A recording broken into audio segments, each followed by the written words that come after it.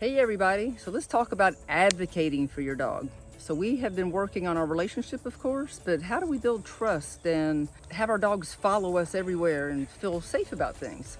Well, we talk about our games, and our games are functional skills. And so the parking spot game is the game of advocacy. This way you feel more like the parent, and we have our pup just wait behind us. That's why we call it the parking spot, all right? And Mick is quite nervous. So we should give you, he's a little Puerto Rican. He was raised in a shelter until he was about 7 months old. So he missed out on a lot of stuff that most puppies get. And so he can be quite nervous in public. And for him to feel safe, I need to control things for him, which means strangers should not come up and pet him. That would make him nervous. Here at his home, he feels more confident and secure. It's fine. But we have to advocate for him when he's afraid. We don't want to let people do things that are making our dog afraid, but they're making the person feel good. And guess what? You might not ever even see them again. So do what's good for your pup. And so the parking spot game does help you advocate for them. So you kind of see the way he's holding himself. See how he looks really low? So this is him not being sure about what we're doing. And but I want you to notice that he's not terribly fearful here, but he's definitely not confident. And so the parking spot, so let's imagine, Joseph's holding the camera, but let's imagine somebody's walking toward me, right? I can stop, right? And they may say, hey, can I pet your dog? And we don't need to be mean about it. We need to educate people. He's really shy.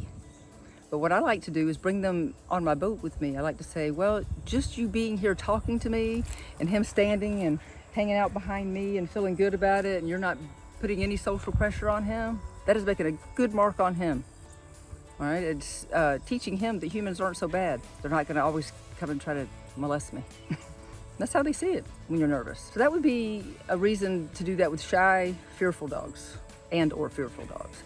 Now, the other flip of the coin is if we have a dog who is really, maybe higher in an energy or younger and learning maybe, and they get too excited when they see people or dogs. The same concept can kind of apply, but it's kind of on the other side of the coin. So now we may do the parking spot game. So now I can stop people from coming to excite my dog more. Remember, this is very American. I like to be a little bit of European in my dog life. I don't want people coming to do that to them. It teaches them to be excited every time I meet a person, jump on them. We all hate the dog jumping on everybody. This is how they learn.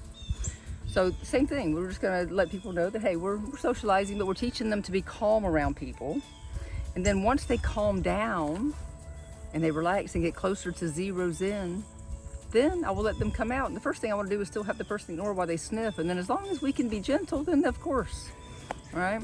But both sides, so we can work on excitability with the parking spot game, but really the super, super important one is working on those fearful dogs so that we can really work on trust, and they have to see that you're being the pet parent and you advocate for them.